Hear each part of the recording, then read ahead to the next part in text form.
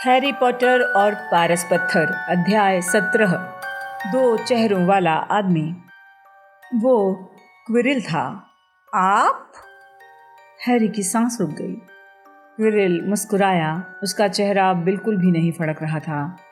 हाँ, मैं पॉटर, मैं सोच रहा था कि क्या मेरी तुमसे यहाँ मुलाकात होगी, परंतु मैंने सोचा था स्नैप सेवेरस। क्विरिल हंसा। ये उसकी आमतौर पर कांपती हुई हंसी नहीं थी, बल्कि ठंडी और पैनी हंसी थी। हाँ, सेवेरस उस तरह का दिखता है ना? किसी बड़े चमगादड़ की तरह वो चारों तरफ मंडराता रहा और ये मेरे लिए बहुत अच्छा रहा। उसके सामने कौन बेचारे हकलाते प्रोफेसर क्विरिल पर शक कर सकता था। हैरी को ये बात हजम नहीं हुई। ये सच नहीं हो सकता, बिल्कुल नहीं हो सकता। परंतु स्नैप ने मुझे मारने की कोशिश की थी। नहीं, तुम्हें मारने की कोशिश मैंने की थी। जब तुम्हारी दोस्त मिस ग्रेंजर क्विडिच मैच में स्नैप के कपड़ों पर आग लगाने के लिए तेजी से जा रही थी, तो संयोगवश मुझसे टकराकर उसने मुझे गिरा दिया। उसने तुम्हारे साथ मेरी आंखों का संपर्क तोड़ दिया। कुछ और सेकंड मिल जाते तो मैं तुम्हें झाड़ू से नीचे गिरा देता। अगर स्नैप तुम्हें बचाने के लिए शाप विरोधी मंत्र नहीं पढ़ रहा होता तो मैंने इससे पहले तुम्हें गिरा दिया होता। स्नैप मुझे बचाने की कोशिश कर रहा था, और नहीं तो क्या। तुम्हें क्या लगता है वो तुम्हारे अगले मैच में रेफरी क्यों बनना चाहता था? वो पक्का कर लेना चाहता था कि मैं दोबारा ऐसा ना करूं। अजीब बात है, सचमुच। उसे इतना कष्ट उठाने की जरूरत नहीं थी। जब डंबलडोर देख रहे थे तो मैं कुछ भी नहीं कर सकता था। बाकी सभी टीचर्स सोच रहे थे कि स्नैप गरुड़ द्वार को जीतने से रोकने की कोशिश कर रहा था। उसने खुद को सबके बीच बुरा बना लिया और कितना समय बर्बाद हुआ। जबकि इस सब के बाद भी आज रात मैं तुम्हें मारने जा रहा हूँ। क्विरिल ने अपनी उंगलियां चटकाई। हवा में से कुछ रस्सियां निकली और हैरी के पूरे शरीर पर बंध गई। तुम हर चीज में इतनी टांग फंसाते हो पॉटर कि तुम्हें जिंदा नहीं रहना चाहिए। हैलोवीन के दिन तुम स्कूल में चारों तरफ मंडराते रहे। मुझे लगा जैसे तुमने मुझे देख लिया है। दैत्य को तुमने अंदर घुसाया था? बिल्कुल। दैत्यों के मामले में मुझ में विशेष प्रतिभा है। तुमने उस दैत्य को निश्चित रूप से देखा होगा जिसका मैंने पिछले कमरे में बुरा हाल किया है। सब लोग दैत्य की खोज में चारों तरफ भाग रहे थे, परंतु दुर्भाग्य से स्नैप, जिसे पहले ही मुझ पर शक था, सीधा तीसरी मंजिल पर गया ताकि मुझे वहां से पकड़ लाए। और न सिर्फ मेरा दैत्य तुम्हें मारने में असफल रहा, बल्कि 3 सिर वाला कुत्ता भी स्नैप को ठीक से नहीं काट पाया। अब चुपचाप इंतजार करो पॉटर, मुझे इस दिलचस्प दर्पण की जांच करना है। तब जाकर हैरी को एहसास हुआ क्विरिल के पीछे क्या था। ये शहीवाग का दर्पण था। ये दर्पण पत्थर हासिल करने की कुंजी है। उसने चारों तरफ से रास्ते की तलाश की, उसे छूका। उसे विश्वास था कि डंबलडोर जरूर इसी तरह की कोई चीज करेगा, परंतु इस समय वो लंदन में है। जब तक वो वापस लौटेगा तब तक मैं बहुत दूर पहुंच जाऊंगा। हैरी सिर्फ इतना चाहता था कि क्विरिल को लगातार बोलने पर मजबूर किया जाए ताकि वो दर्पण पर अपना ध्यान न लगा सके। मैंने आपको और स्नैप को जंगल में देखा था, वो एकदम बोल पड़ा। हाँ, क्विरिल ने अलसाए अंदाज में कहा और दर्पण के पीछे के हिस्से को देखने चला गया। वो उस वक्त तक मेरे पीछे लग चुका था और जानने की कोशिश कर रहा था कि मैं कहाँ तक पहुँच गया हूँ। उसे शुरू से ही मुझ पर शक था। उसने मुझे डराने धमकाने की कोशिश की, जैसे वो ऐसा कर सकता था जबकि लॉर्ड वोल्डेमार्ट मेरे साथ थे। क्विरिल दर्पण के पीछे से सामने आया और भूखी निगाहों से उसमें घूरा। मुझे पत्थर दिख रहा है, मैं इसे अपने मालिक को भेंट कर रहा हूँ, परंतु पत्थर है कहाँ? हैरी ने अपने को बांधने वाली रस्सियों से संघर्ष किया, परंतु वो ढीली नहीं हुई। उसे क्विरिल को रोकना था ताकि वो दर्पण पर अपना पूरा ध्यान न लगा पाए। परंतु मुझे ऐसा लगता था कि स्नैप हमेशा मुझसे बहुत नफरत करता था। अरे हाँ, वो करता है, भगवान की कसम। क्या तुम नहीं जानते कि वो हॉगवर्ट्स में तुम्हारे डैडी के साथ था? वे दोनों एक दूसरे से नफरत करते थे, परंतु वो तुम्हारी मौत नहीं चाहता था। लेकिन मैंने आपको कुछ दिन पहले सुबकते हुए सुना था। मुझे लगा स्नैप आपको डरा रहा है। पहली बार क्विरिल के चेहरे पर डर दिखा। उसने कहा, कई बार मुझे अपने मालिक के आदेशों को पालन करने में मुश्किल आती है। वे एक महान जादूगर हैं और मैं कमज़ोर हूँ। आपका मतलब है वे वहाँ क्लासरूम में आपके साथ थे? हैरी ने आश्चर्य से पूछा। वो हर जगह मेरे साथ हैं, क्विरिल ने शांति से कहा। मैं उनसे तब मिला था जब मैं दुनिया में चारों तरफ घूम रहा था। मैं एक मूर्ख युवक था और मेरे मन में अच्छाई और बुराई के बारे में मूर्खतापूर्ण विचार भरे थे। तब लॉर्ड वोल्डेमार्ट ने मुझे बताया मैं कितना गलत हूँ। अच्छाई और बुराई कुछ नहीं होती है, सिर्फ ताकत होती है जो उन कमज़ोर लोगों के पास नहीं होती जो इसे हासिल नहीं कर पाते। तब से मैंने वफादारी से उनकी सेवा की है। हालांकि कई बार मैंने उन्हें निराश किया है, उन्हें मुझ पर बहुत सख्ती करनी पड़ी। क्विरिल अचानक कांप उठा। वे गलतियों को आसानी से माफ़ नहीं करते। जब मैं ग्रीन गॉड से पत्थर नहीं चुरा पाया तो वो नाराज़ हो गए थे। उन्होंने मुझे सज़ा दी, फैसला किया कि मुझ पर नज़दीक से नज़र रखेंगे। क्विरिल की आवाज़ दूर होती जा रही थी। हैरी को छूमंतर गली की अपनी यात्रा याद आई। वो इतना मूर्ख कैसे हो सकता था? उसने क्विरिल को वहाँ पर उसी दिन देखा था। उसने उससे रिश्ती कड़ाही में हाथ मिलाया था। क्विरिल धीमे धीमे बुदबुदा रहा था। मुझे समझ में नहीं आ रहा क्या पत्थर दर्पण के अंदर है, क्या मुझे इसे तोड़ना पड़ेगा? हैरी का दिमाग तेजी से दौड़ रहा था। उसने सोचा इस पल मैं दुनिया में किसी भी चीज़ से अधिक ये चाहता हूँ कि क्विरिल के पहले पत्थर तक पहुँच जाऊँ। यानी अगर मैं दर्पण में देखूँगा तो मैं अपने आप को इसे हासिल करते देखूँगा, जिसका मतलब है मैं देख लूँगा कि ये कहाँ छुपा है, परंतु मैं इसे किस तरह देखूँ ताकि क्विरिल को मेरे इरादों का पता न चले।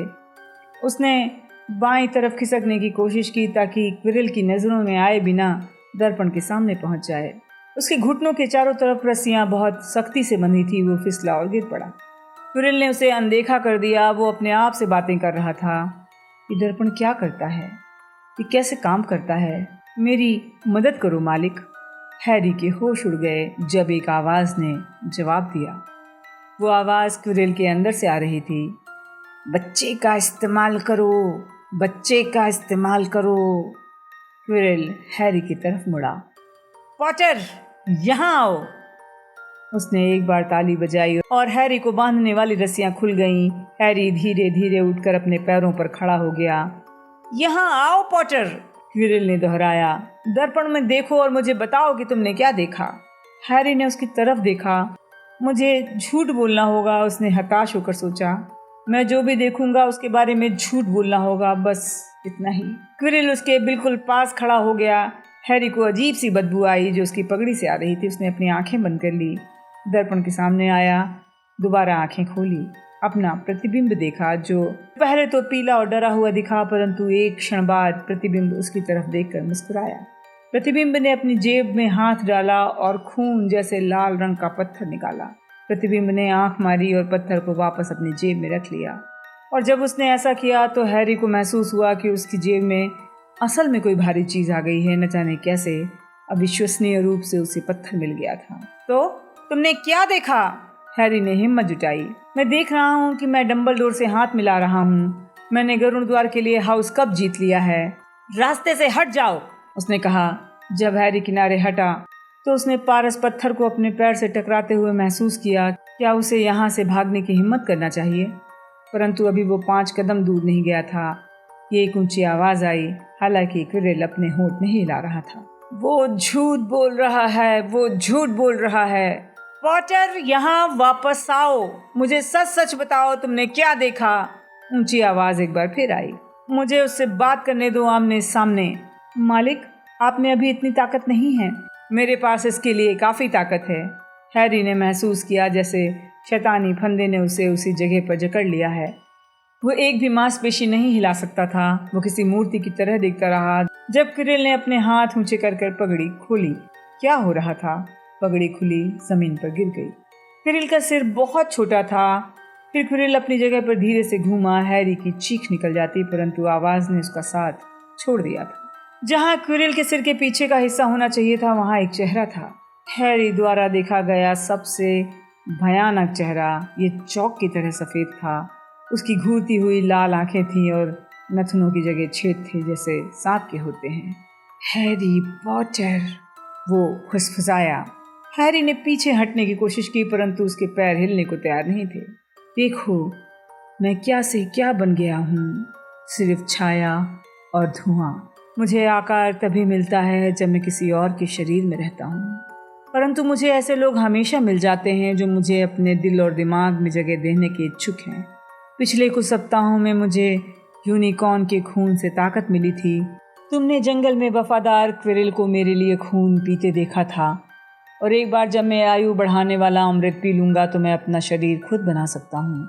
अब तुम मुझे अपनी जेब में रखा वो पत्थर निकाल कर क्यों नहीं दे देते? तो वो जानता था। हैरी के पैरों में अचानक जान आ गई। वो पीछे की तरफ लड़खड़ाया। बेवकूफ़ी मत करो, शैतानी चेहरे ने तमतमाते हुए कहा। बेहतर होगा कि अपनी जान बचा लो और मेरे दल में शामिल हो जाओ, वरना तुम्हारा भी वही अंत होगा जो तुम्हारे माता पिता का हुआ था। झूठे कहीं के! हैरी अचानक चीखा। क्विरिल उसकी तरफ पीठ उल्टी करके चल रहा था ताकि वोल्डेमॉर्ट हैरी को लगातार देख सके। शैतानी चेहरा मुस्कुरा रहा था। कितना दिल को छूने वाला दृश्य है, उसने फुफकारते हुए कहा। मैं हमेशा बहादुरी की कद्र करता हूँ। हाँ, तुम्हारे माता पिता बहादुर थे। मैंने पहले तुम्हारे पिता को मारा, वो बहादुरी से लड़े, परंतु तुम्हारी माँ फालतू में मरी। वो तुम्हारी रक्षा कर रही थी। अब पत्थर मुझे दे दो ताकि तुम्हारी माँ की मौत बेकार न जाए। कभी नहीं! हैरी लपटों से भरे दरवाजे की तरफ लपका, परंतु वोल्डेमॉर्ट चीखा, पकड़ो उसे! और अगले पल हैरी ने महसूस किया कि क्विरिल अपने हाथ से उसकी कलाई पकड़ रहा है। तत्काल हैरी के निशान में सुई चुभने जैसा पैना दर्द हुआ। लग रहा था उसका सिर 2 टुकड़ों में फटने वाला है। वो चीखा और अपनी पूरी ताकत लगाकर जूझता रहा। उसे तब आश्चर्य हुआ जब क्विरिल ने उसे छोड़ दिया। उसके सिर का दर्द कम हो गया। उसने चारों तरफ तेजी से नजरें घुमाकर देखा क्विरिल कहाँ गया, और उसने देखा कि वो दर्द से सिकुड़ा बैठा है, अपनी उंगलियों को देख रहा है। उसकी आंखों के सामने उसकी उंगलियों में फफोले पड़ रहे थे। उसे पकड़ो! उसे पकड़ो! वोल्डेमॉर्ट दोबारा चीखा और क्विरिल ने छलांग लगा दी। उसने हैरी को गिरा दिया और उसके ऊपर चढ़ गया और अपने दोनों हाथ हैरी के गले पर रख दिए। हैरी का निशान उसे दर्द के मारे अंधा कर रहा था, परंतु वो देख सकता था कि क्विरिल भी दर्द के मारे चीख रहा है। मालिक, मैं उसे नहीं पकड़े रख सकता, मेरे हाथ, मेरे हाथ! और हालांकि क्विरिल हैरी को अपने घुटनों से पकड़कर जमीन पर टिकाए हुए था, परंतु उसने हैरी की गर्दन छोड़ दी। आश्चर्यचकित होकर अपनी हथेलियों को घूरा। हैरी देख सकता था उसके हाथ जल गए थे, लाल और चमकदार दिख रहे थे। तो फिर उसे मार डालो मूर्ख, किस्सा खत्म करो! तो फिर उसे मार डालो मूर्ख और किस्सा खत्म करो! वोल्डेमॉर्ट चीखा। क्विरिल ने मारने वाला शाप देने के लिए अपना हाथ उठाया, परंतु हैरी सहज बुद्धि से ऊपर उठा। उसने क्विरिल का चेहरा पकड़ लिया। क्विरिल उसके ऊपर से नीचे गिर पड़ा। क्विरिल नीचे गिर गया। उसके चेहरे पर फफोले उठ रहे थे। हैरी समझ गया क्विरिल उसकी खुली चमड़ी के स्पर्श को सहन नहीं कर सकता था, क्योंकि इससे उसे भयानक दर्द होता था। क्विरिल को पकड़े रखना ही उसके लिए इकलौता बचने का रास्ता था। क्विरिल को इतने दर्द में रखना जरूरी था ताकि वो उसे शाप न दे पाए। हैरी उछलकर खड़ा हुआ। उसने क्विरिल का हाथ पकड़ा, जितनी कस कर पकड़ सकता था पकड़े रहा। क्विरिल चीखा। उसने हैरी को धकेलने की कोशिश की। हैरी के सिर का दर्द बढ़ता जा रहा था। उसे कुछ दिखाई नहीं दे रहा था, सिर्फ क्विरिल की भयानक चीखें और वोल्डेमॉर्ट की चिल्लाहट। उसे मार डालो, उसे मार डालो! वो सुन सकता था, परंतु अब उसे कई और तेज आवाज़ें सुनाई पड़ी जो शायद उसके दिमाग में थीं। Harry, Harry!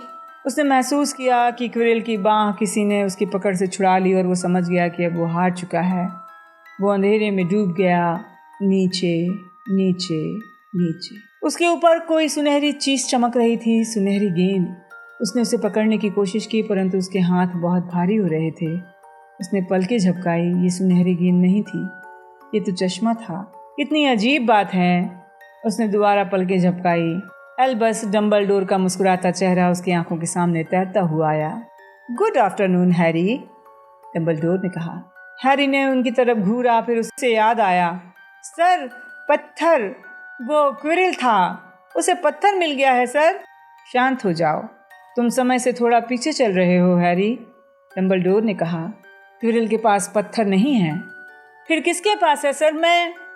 मेहरबानी करके शांत रहो हैरी, वरना मैडम पॉम्फ्री मुझे धक्के देकर बाहर निकाल देंगी। हैरी ने थूक निगल लिया, अपने चारों तरफ देखा। उसने महसूस किया कि शायद वो हॉस्पिटल में है। वो बिस्तर पर लेटा हुआ था जिस पर लिनन की सफ़ेद चादरें थीं। उसके पास वाली टेबल पर इतनी सारी मिठाइयाँ रखी थीं जैसे मिठाई की आधी दुकान ही वहाँ आ गई हो। तुम्हारे दोस्तों और प्रशंसकों की भेंट, डम्बलडोर ने मुस्कुराते हुए कहा। तुम्हारे और प्रोफेसर क्विरिल के बीच जो तहखाने में हुआ वो पूरी तरह से गोपनीय है, इसलिए जाहिर है उसे पूरा स्कूल जानता है। मुझे विश्वास है कि तुम्हारे दोस्त फ्रेड और जॉर्ज वीजली ने तुम्हारे लिए टॉयलेट सीट भिजवाई थी। इसमें कोई शक नहीं था कि उन्हें लग रहा था कि इसमें तुम्हें आनंद आएगा, पर मैडम पॉम्फ्री के विचार से शायद स्वास्थ्य के लिए ठीक नहीं थी और इसलिए उन्होंने उसे जब्त कर लिया। मैं यहाँ कब से हूँ।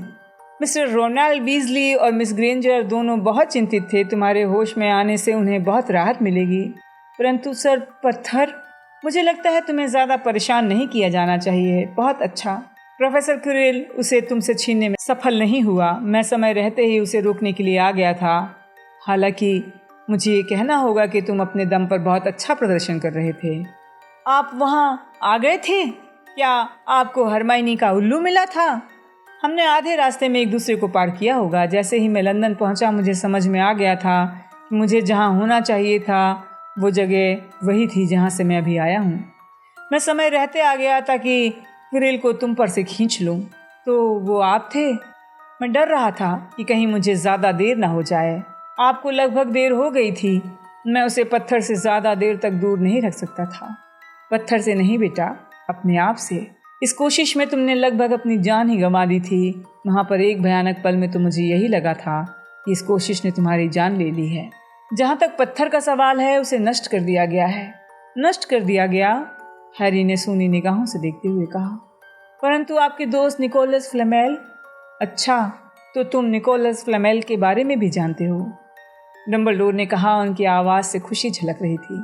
तुमने काम को बिल्कुल सही तरीके से किया है ना? तो निकोलस और मैंने छोटी सी चर्चा की और हम सहमत हो गए कि सबसे अच्छा यही रहेगा। परंतु इसका मतलब ये है कि वो और उनकी पत्नी अब मर जाएंगे, है ना? उनके शरीर में इतना अमृत मौजूद है कि वे अपने मामलों को ठीक ठाक कर लेंगे और फिर हाँ, वे मर जाएंगे। डम्बलडोर हैरी के चेहरे पर आश्चर्य का भाव देखकर मुस्कुराए। मुझे विश्वास है तुम्हारी उम्र में ये अविश्वसनीय लगता है, परंतु निकोलस और पेरेनिल के लिए ये सचमुच एक बहुत लंबे दिन के बाद बिस्तर पर जाने की तरह है। आखिरकार एक अच्छी तरह संतुलित मस्तिष्क वाले आदमी के लिए मौत एक अगला महान रोमांचक अभियान होती है। तुम जानते हो, पत्थर सचमुच अद्भुत चीज़ नहीं है। चाहे धन और जीवन की चाह इंसान में कितनी ही क्यों ना हो, समस्या ये है कि इंसानों में ठीक वही चीज़ चुनने की आदत है जो उनके लिए सबसे ज़्यादा बुरी होती है। हैरी वहाँ पड़ा रहा, उसे शब्द नहीं मिल रहे थे। डम्बलडोर थोड़ा गुनगुनाए और फिर छत की तरफ देखकर मुस्कुराए। सर, मैं सोच रहा हूँ, चाहे पत्थर चला भी गया हो, मेरा मतलब है, तुम जानते हो कौन? उसे वोल्डेमार्ट कह के बुलाओ हैरी। हमेशा चीज़ों को नाम लेकर पुकारो। नाम का डर उस चीज़ के डर को बढ़ा देता है। हाँ सर, तो वोल्डेमार्ट वापस आने के लिए दूसरे तरीकों को आजमाएगा, है ना? मेरा मतलब है वो ख़त्म नहीं हुआ है ना? नहीं हैरी, वो ख़त्म नहीं हुआ है। वो अब भी कहीं पर है, शायद किसी दूसरे शरीर की तलाश में जिसमें वो रह सके। परंतु चूंकि वो सचमुच जीवित नहीं है, इसलिए उसे मारा नहीं जा सकता। उसने क्विरिल को मरने के लिए छोड़ दिया। वो अपने समर्थकों के प्रति उतनी ही कम दया दिखाता है जितनी कि दुश्मनों के प्रति। बहरहाल हैरी, हालांकि तुमने उसकी वापसी को थोड़े दिन के लिए टाल दिया है, परंतु इसमें किसी और की भी ज़रूरत होगी जो अगली बार भी एक ऐसी ही लड़ाई के लिए तैयार हो जिसमें हार तय दिख रही हो। अगर उसे बार बार रोका जाएगा, बार बार, तो वो शायद कभी ताकत हासिल नहीं कर पाएगा। हैरी ने सिर हिलाया, परंतु तत्काल रुक गया क्योंकि इससे उसका सिर दुखने लगा था। उसने कहा, सर, कुछ बातें हैं जो मैं जानना चाहता हूँ। अगर आप मुझे बता सकें, ऐसी बातें जिनके बारे में मैं सच्चाई जानना चाहता हूँ। सच्चाई, ये एक सुंदर और भयानक चीज़ है और इसलिए इसके बारे में सावधानी रखना चाहिए। बहरहाल, मैं तुम्हारे सवालों का जवाब दूंगा जब तक कि जवाब ना देने के पीछे बहुत अच्छा कारण ना हो, और ऐसी स्थिति में मैं तुमसे माफ़ी मांग लूँगा। ये तय है कि मैं झूठ नहीं बोलूँगा। ठीक है, वोल्डेमार्ट ने कहा था उसने मेरी माँ को सिर्फ इसलिए मारा क्योंकि उन्होंने मुझे मारने से उसे रोका था। पर वो मुझे क्यों मारना चाहता था? डम्बलडोर ने इस बार बहुत गहरी आह भरी। ओह, तुमने जो पहली चीज़ पूछी है वो मैं तुम्हें नहीं बता सकता हैरी। आज नहीं, अभी नहीं। तुम्हें पता चल जाएगा, एक ना एक दिन पता चल जाएगा। अभी इस बात को अपने दिमाग से निकाल दो हैरी। जब तुम बड़े हो जाओगे, मैं जानता हूँ कि ये सुनकर तुम्हें बुरा लग रहा होगा, जब तुम तैयार हो जाओगे तो तुम जान जाओगे। और हैरी जानता था कि बहस का कोई फ़ायदा नहीं। परंतु क्विरिल मुझे क्यों नहीं छू सका सर? तुम्हारी माँ ने तुम्हें बचाने के लिए अपनी जान दी थी। अगर कोई ऐसी चीज़ है जिसे वोल्डेमॉर्ट नहीं समझ सकता तो वो है प्रेम। उसे ये एहसास नहीं था कि प्रेम जब शक्तिशाली होता है, जैसा तुम्हारी माँ का तुम्हारे लिए था, तो वो अपनी निशानी छोड़ देता है। दाग नहीं, ना ही कोई दिखाने वाला चिन्ह। अगर कोई हमें इतनी गहराई से प्रेम करता है तो चाहे हमें प्रेम करने वाला गुजर भी जाए, फिर भी हमें हमेशा के लिए कुछ सुरक्षा मिल जाती है। ये प्रेम तुम्हारी त्वचा में समाया हुआ है। क्विरिल नफरत, लोभ और महत्वाकांक्षा से भरा था और वोल्डेमॉर्ट के साथ आत्मा को बांटे हुए था। यही कारण है कि वो तुम्हें नहीं छू सकता था। जिसकी त्वचा पर इतनी अच्छाई के चिन्ह हों, उसे छूने में भी ऐसे आदमी को भयानक पीड़ा होती है। डम्बलडोर अब खिड़की के बाहर बैठी एक चिड़िया में दिलचस्पी दिखा रहे थे, जिससे हैरी को चादर पर अपनी आंख पोंछने का समय मिल गया। जब हैरी की आवाज़ वापस आई तो उसने पूछा, और अदृश्य चोगा, क्या आप जानते हैं वो मुझे किसने भेजा था? हाँ, तुम्हारे डैडी उसे मेरे पास छोड़ गए थे और मैंने सोचा कि तुम उसे पसंद करोगे। डम्बलडोर की आंखों में चमक आ गई। उपयोगी चीज़ है। तुम्हारे डैडी जब यहाँ थे तो वे खास तौर पर किचन में छुप कर जाने के लिए और भोजन चुराने के लिए उसका इस्तेमाल करते थे। और भी कुछ है? पूछो। क्विरिल ने कहा कि स्नैप, प्रोफेसर स्नैप हैरी। हाँ, वही। क्विरिल ने कहा कि वो मुझसे इसलिए नफरत करते हैं क्योंकि मेरे डैडी से नफरत करते थे। क्या ये सच है? देखो, वे दोनों एक दूसरे से चिढ़ते थे, कुछ हद तक उसी तरह जिस तरह तुम और मिस्टर मेलफॉय एक दूसरे से चिढ़ते हो।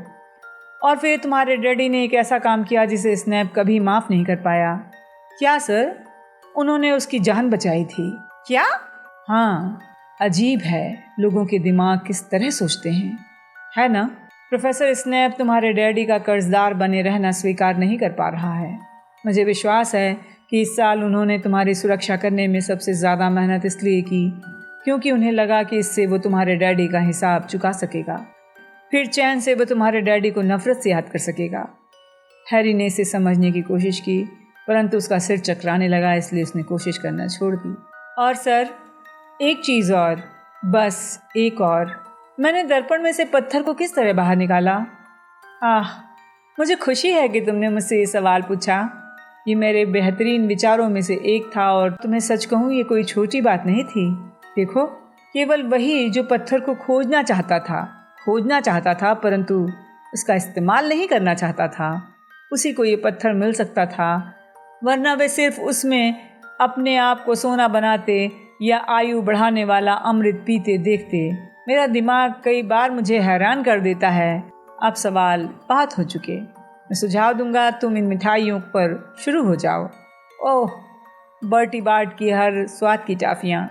दुर्भाग्य से बचपन में मैंने एक उल्टी के स्वाद की टॉफ़ी खा ली थी, तब से मेरी उसमें रुचि कम हो गई है, परंतु मुझे लगता है कि मैं सुरक्षित तरीके से एक अच्छी टॉफ़ी खा सकता हूँ। वे मुस्कुराए। उन्होंने एक सुनहरी भूरी टॉफ़ी मुंह में डाली और फिर ऐसे लगा जैसे उनका गला रुंध गया हो। उन्होंने कहा, अरे कान का मैल। हॉस्पिटल की मैट्रन मैडम पॉम्फ्री भली पर बहुत सख्त महिला थी। बस 5 मिनट, हैरी ने आग्रह किया। बिल्कुल नहीं, आपने प्रोफेसर डम्बलडोर को आने दिया था। जाहिर है, वह हेडमास्टर हैं, उनकी बात अलग है। तुम्हें आराम की ज़रूरत है। मैं आराम ही तो कर रहा हूँ, देखिए लेटा हुआ हूँ। मान भी जाइए मैडम पॉम्फ्री। अच्छा ठीक है, उन्होंने कहा, परंतु सिर्फ 5 मिनट। उन्होंने रॉन और हरमाइनी को अंदर आने दिया। हैरी! ऐसा लग रहा था हरमाइनी एक बार फिर उसे अपनी बाहों में लेना चाहती थी, परंतु हैरी खुश था कि उसने अपने आप को ऐसा करने से रोक लिया, क्योंकि हैरी का सिर अब भी बहुत दर्द कर रहा था। अरे हैरी, हमें तो लगा था कि तुम जिंदा नहीं बचोगे। डम्बलडोर इतने चिंतित थे। पूरा स्कूल इस बारे में बात कर रहा है, रॉन ने कहा। सचमुच क्या हुआ था? ये उन दुर्लभ अवसरों में था जब सच्ची कहानी उड़ाई जाने वाली अफवाहों से ज़्यादा आश्चर्यजनक और रोमांचक थी। हैरी ने सब कुछ बताया। क्विरिल, दर्पण, पत्थर और वोल्डेमॉर्ट। रॉन और हरमाइनी बहुत अच्छे श्रोता थे। वे सही जगहों पर हैरान हुए जब हैरी ने उन्हें बताया कि क्विरिल की पगड़ी के नीचे क्या था। तो हरमाइनी जोर से चीखी, तो पत्थर चला गया है, फ्लेमेल मरने वाले हैं। यही मैंने कहा था, परंतु डंबलडोर का विचार था कि उन्होंने क्या कहा था, एक अच्छी तरह संतुलित मस्तिष्क वाले आदमी के लिए मौत अगला महान रोमांचक अभियान होती है। मैं हमेशा कहता था ना कि वो थोड़े खिसके हुए हैं, रॉन ने कहा। तो तुम दोनों के साथ क्या हुआ, हैरी ने पूछा। मैं सही सलामत लौट गई, रॉन को होश में लाई थोड़ा समय लगा और हम लोग डंबलडोर से संपर्क करने के लिए उल्लू खाने की तरफ भाग रहे थे कि तभी हमें प्रवेश हॉल में मिले। वे पहले ही जानते थे, उन्होंने सिर्फ इतना कहा, हैरी उसके पीछे गया है ना? और इसके बाद वे तीसरी मंजिल की तरफ दौड़ पड़े। क्या तुम्हें लगता है कि वे तुमसे ये काम करवाना चाहते थे? रॉन ने कहा। तुम्हें तुम्हारे डैडी का चोगा भिजवाना और बाकी चीज़ें? हरमाइनी फट पड़ी। अगर उन्होंने ऐसा किया है, मेरा मतलब है ये भयानक है, तुम मर सकते थे। नहीं, ऐसा नहीं है। डंबलडोर थोड़े अजीब हैं। मुझे लगता है कि वो मुझे मौका देना चाहते थे। मैं सोचता हूँ कि वो यहाँ होने वाली लगभग हर चीज़ जानते हैं। मुझे लगता है कि उन्हें समझ में आ गया था कि हम कोशिश करने वाले हैं और हमें रोकने की बजाय उन्होंने हमें इतना सिखा दिया जिससे हमें मदद मिल सके। मैं नहीं सोचता कि ये संयोग था जिसके द्वारा उन्होंने मुझे ये पता लगाने दिया कि दर्पण किस तरह काम करता है। मुझे लग रहा है उन्होंने सोचा होगा कि मुझे वोल्डेमॉर्ट का सामना करने का अधिकार था, बशर्ते मैं ऐसा कर पाऊँ। हाँ, डंबलडोर थोड़े खिसके हुए तो हैं, ठीक है, रॉन ने गर्व से कहा। सुनो, साल की आखिरी दावत कल हो रही है, तुम्हें कल के लिए तैयार रहना है। पॉइंट आ चुके हैं और जाहिर है नाग शक्ति जीत गया है। तुम आखिरी क्विडिच मैच नहीं खेल पाए, तुम्हारे बिना चीलघात ने हम पर बुलडोज़र चला दिया था, परंतु खाना अच्छा मिलेगा। उसी समय मैडम पॉम्फ्री अंदर आईं। तुम लोगों को लगभग 15 मिनट हो चुके हैं, अब बाहर, उन्होंने सख्ती से कहा। रात को गहरी नींद लेने के बाद हैरी लगभग एक बार सामान्य महसूस करने लगा था। मैं दावत में जाना चाहता हूँ, उसने मैडम पॉम्फ्री से कहा जब वे इसके मिठाई के बहुत से डिब्बों को जमा कर रही थीं। मैं जा सकता हूँ, है ना? प्रोफेसर डंबलडोर कहते हैं तुम्हें जाने की इजाज़त दी जानी चाहिए, उन्होंने नाक सिकोड़ते हुए कहा, जैसे उनके विचार में प्रोफेसर डंबलडोर को ये पता नहीं था कि दावतें कितनी ख़तरनाक हो सकती हैं। और तुमसे कोई और भी मिलने आया है? अच्छा, कौन है? वह पूछ ही रहा था कि हैग्रिड दरवाजे से अंदर घुसा। हमेशा की तरह कमरे के अंदर हैग्रिड बहुत बड़ा दिख रहा था, इतना बड़ा कि ऐसा लगता था कि उसे अंदर आने की इजाज़त नहीं दी जानी चाहिए थी।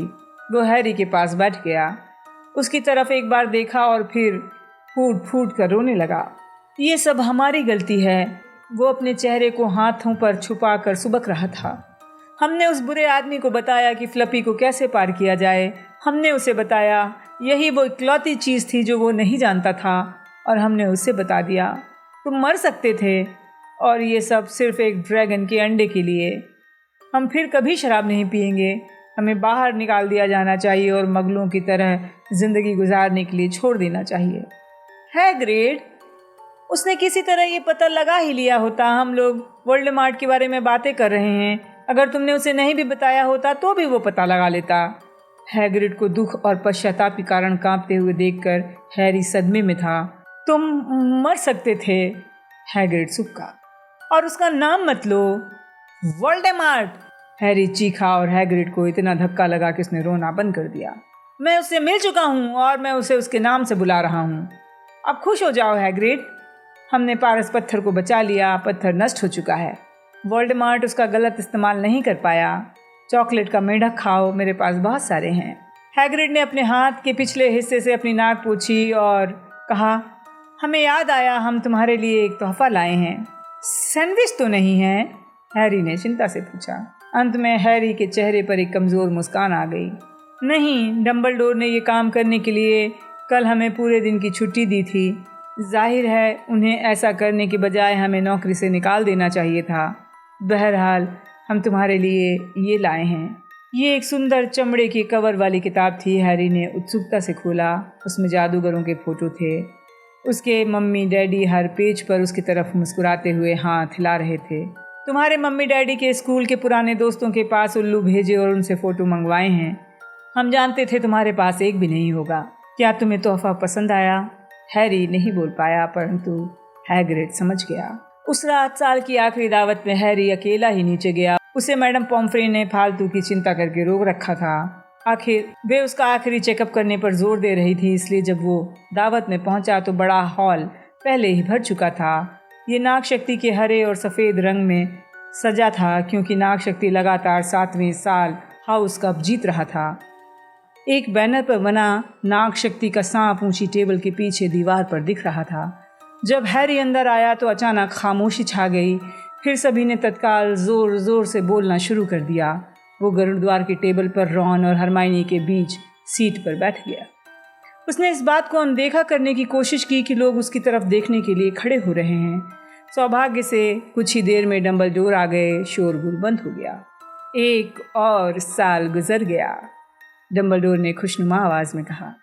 इससे पहले कि हम स्वादिष्ट दावत में अपने दांत गड़ाएं, मैं आपको एक बूढ़े आदमी की बकवास सुनाकर बोर करना चाहूँगा। ये साल क्या साल था। आशा है आपके दिमाग अब पहले से ज़्यादा भरे होंगे। आपके सामने पूरी गर्मियाँ पड़ी हैं ताकि आप इन्हें अगला साल शुरू होने से पहले खाली और बढ़िया कर सकें। अब जैसा मैं समझता हूँ हाउस कप का पुरस्कार देना चाहिए और पॉइंट्स की स्थिति इस प्रकार है। गरुड़द्वार 312 पॉइंट के साथ चौथे स्थान पर है। मेहनतकश 352 पॉइंट के साथ तीसरे स्थान पर। चीलघात के हैं 426 पॉइंट और नाग शक्ति के 472 पॉइंट। नाग शक्ति की टेबल से तालियों और पैर पटकने का तूफान सा उठा। हैरी देख सकता था कि ड्रैको मैलफॉय अपने प्याले को टेबल पर बजा रहा था। ये बहुत ही बेहुदा दृश्य था। हाँ हाँ, शाबाश नाग शक्ति, डंबलडोर ने कहा। बहरहाल हाल की घटनाओं पर ध्यान देना होगा। कमरा शांत हो गया। नाग शक्ति के विद्यार्थियों की मुस्कुराहटें धुंधली हो गईं। आह, मुझे कुछ आखिरी पॉइंट देने हैं, मुझे देखने दें। हाँ, सबसे पहले मिस्टर रोनाल्ड वीजली को। रॉन का चेहरा बैगनी हो गया। वो उस मूली की तरह दिख रहा था जो सूरज की रोशनी में जल गई हो। हॉगवर्ट्स में बहुत सालों के बाद देखे गए शतरंज के बेहतरीन खेल के लिए मैं गरुड़द्वार हाउस को 50 पॉइंट देता हूँ। गरुड़द्वार की तालियों ने जादू की छत को लगभग उठा दिया। ऊपर चमक रहे सितारे हिलते दिख रहे थे। पर्सी दूसरे प्रीफेक्ट्स को बता रहा था वो मेरा भाई है, मेरा सबसे छोटा भाई। मैगोनिकल के दैत्याकार शतरंज के पार चला गया। आखिरकार एक बार फिर खामोशी छा गई। इसके बाद मिस हरमाइनी ग्रेंजर को आग के सामने शीतल बुद्धि का इस्तेमाल करने के लिए मैं गरुड़द्वार हाउस को 50 पॉइंट देता हूँ। हरमाइनी ने अपना चेहरा हाथों में छुपा लिया। हैरी को विश्वास था कि वो रोने लगी। टेबल पर गरुड़द्वार के विद्यार्थी होश में नहीं थे। उन्हें 100 पॉइंट मिल गए थे। तीसरे मिस्टर हैरी पॉटर को। डंबलडोर ने जैसे ही कहा, कमरे में कब्रिस्तान जैसी शांति छा गई। अद्भुत साहस और आत्मबल के लिए मैं गरुड़द्वार हाउस को 60 पॉइंट देता हूँ। शोर कान फाड़ने वाला था। जो लोग गला फाड़कर चिल्लाते हुए जोड़ सकते थे वे जानते थे कि गरुड़द्वार के अब 472 पॉइंट हो गए हैं, ठीक उतने ही जितने नाग शक्ति के थे। हाउस कप दोनों के लिए ड्रॉ हो गया था।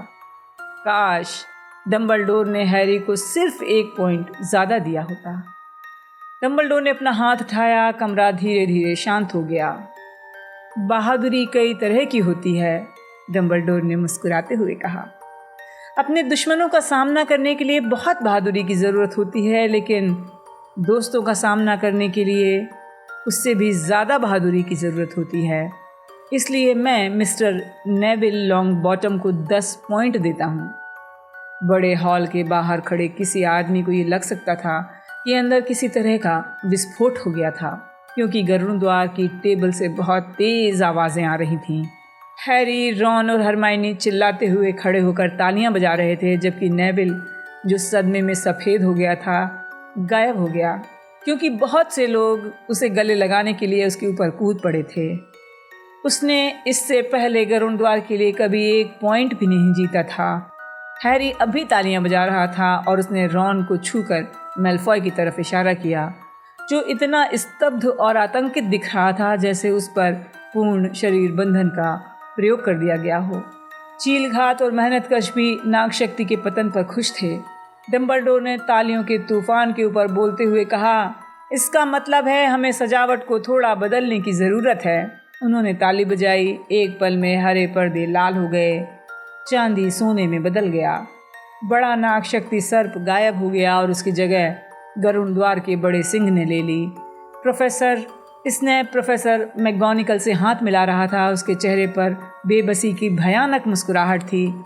उसकी नज़रें हैरी से मिली और हैरी जान गया कि उसके प्रति स्नैप की भावनाएं ज़रा भी नहीं बदली हैं। हैरी को कोई चिंता नहीं हुई। ऐसा लगा जैसे अगले साल ज़िंदगी सामान्य पटरी पर वापस आ जाएगी, कम से कम उतनी सामान्य जितनी हॉगवर्ट्स में हो सकती है। ये हैरी की ज़िंदगी की सबसे अच्छी शाम थी, क्विडिच में जीतने या क्रिसमस पर दैत्य को बेहोश करने से भी अच्छी। आज की रात वो कभी नहीं भूल पाएगा। हैरी लगभग भूल गया था कि परीक्षा परिणाम अब भी आने हैं, परंतु वो आ गए। उसे बहुत आश्चर्य हुआ कि रॉन और वो अच्छे नंबरों से पास हो गए हैं। जाहिर था फर्स्ट ईयर की क्लास में उस साल हरमाइनी के सबसे ज़्यादा नंबर आए, यहाँ तक कि नेविल भी पास हो गया। जड़ी बूटियों का ज्ञान में उसके अच्छे नंबरों ने उसके जादुई काढ़े के बुरे नंबरों को संतुलित कर दिया था। उन्हें आशा थी कि ग्वाइल, जो उतना ही मूर्ख था जितना कि नीच, फेल हो जाएगा, परंतु वो भी पास हो गया। ये शर्म की बात थी, परंतु जैसा रॉन ने कहा, आपको ज़िंदगी में सब चीज़ें एक साथ नहीं मिल सकती। और अचानक उनके वार्डरोब खाली हो गए, उनके संदूक पैक हो गए। नेविल का मेढक बाथरूम के एक कोने में छुपा पाया गया। सारे विद्यार्थियों को चिट्ठियां दी गई जिसमें चेतावनी थी, वे छुट्टियों में जादू का प्रयोग नहीं करेंगे। मैं हमेशा आशा करता हूँ कि वो हमें ये चेतावनी देना भूल जाएं, फ्रेड वीजली ने दुखी होते हुए कहा। हैग्रिड उन्हें नावों के झुंड तक ले जाने के लिए आया जो उन्हें झील के पार ले गई। वे लोग हॉगवर्ट्स एक्सप्रेस में चढ़ गए और बातें कर रहे थे, हंसते हुए जा रहे थे। जब ट्रेन के बाहर का देहाती दृश्य अधिक हरा और साफ सुथरा हो गया, मगलू शहरों के पास से तेजी से गुजरते हुए वे बर्टी बाट की हर स्वाद की टाफियाँ खा रहे थे। उन्होंने अपने जादूगरों वाले कपड़े उतार दिए और जैकेट और कोट पहन लिए। आखिरकार वे किंग्स क्रॉस के प्लेटफॉर्म नंबर 9:45 पर उतर गए। प्लेटफॉर्म से बाहर जाने में उन लोगों को थोड़ा समय लगा। एक झुर्रीदार बूढ़ा गार्ड टिकट बैरियर के पास खड़ा था। उन लोगों को गेट से 2 या 3 की संख्या में गुजरने दे रहा था ताकि वे लोग ठोस दीवार से एक अच्छे बाहर निकलकर मगलुओं का ध्यान खींचकर उन्हें आतंकित न कर दें। तुम्हें इन गर्मियों में ज़रूर आना है हमारे यहाँ, रॉन ने कहा। तुम दोनों को मैं उल्लू भेजूंगा। जब वे लोग मगलू दुनिया की तरफ ले जाने वाले गेट की तरफ बढ़े तो लोग उन्हें धक्का देते हुए आगे जाने लगे। उनमें से कुछ ने कहा, बाय हैरी, फिर मिलते हैं पॉटर, अब भी मशहूर हो तुम। रॉन ने उसकी तरफ देखकर हंसते हुए कहा, जहाँ मैं जा रहा हूँ कम से कम वहाँ तो नहीं हूँ। वो रॉन और हरमाइनी गेट से इकट्ठा गुजरे। वो रहा मम्मी, वहाँ पर देखो। ये जिनी वीजली थी, रॉन की छोटी बहन, परंतु वो रॉन की तरफ इशारा नहीं कर रही थी। हैरी पॉटर, देखो मम्मी, वो रहा। शांत रहो जिनी, इशारा करना बदतमीजी होती है। मिसेस वीजली उसकी तरफ देखकर मुस्कुराईं। बहुत व्यस्त साल रहा, उन्होंने कहा। बहुत, हैरी बोला। मिसेस वीजली, कैंडी और स्वेटर के लिए धन्यवाद। ओह, कोई बात नहीं डियर, तैयार हो। ये वर्नन अंकल थे, जिनका चेहरा अब भी बैगनी था, जिनके चेहरे पर अब भी मूछें थीं और जो अब भी हैरी की हिम्मत पर गुस्सा हो रहे थे, जो सामान्य लोगों से भरे स्टेशन पर पिंजरे में उल्लू लटकाए घूम रहा था। उनके पीछे पिटूनिया आंटी और डडली खड़े थे, जो हैरी को देखते ही सहम गए। आप लोग हैरी का परिवार होंगे, मिसेस वीजली ने कहा। सिर्फ कहने के लिए। जल्दी करो लड़के, हमारे पास पूरा दिन नहीं है, वर्नन अंकल ने कहा और वो चल दिए। चलते चलते रॉन और हरमाइनी से कुछ कहने के लिए हैरी पीछे रह गया। तो गर्मियों में मिलते हैं, आशा है तुम्हारी छुट्टियां अच्छी गुजरेंगी, हरमाइनी ने वर्नन अंकल की तरफ अनिश्चितता से देखते हुए कहा। वो हैरान थी कि कोई इतना बुरा कैसे हो सकता है। आशा है तुम्हारी छुट्टियां अच्छी गुजरेंगी।